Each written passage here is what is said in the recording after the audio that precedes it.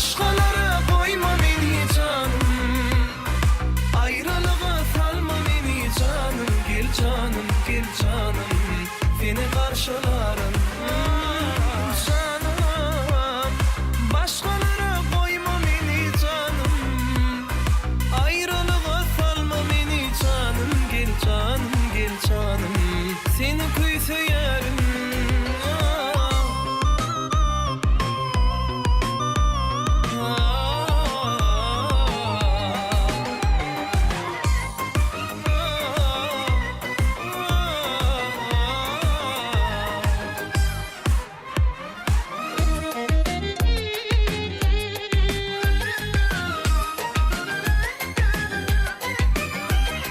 İlkinci yürekten söylenim, dinleysin bu aydın sözlerim.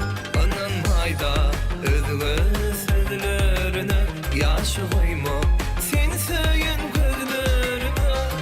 Canım, başkalara koyma beni canım, ayrılığa salma beni canım. Gel canım, gel canım, seni kıyseyerim.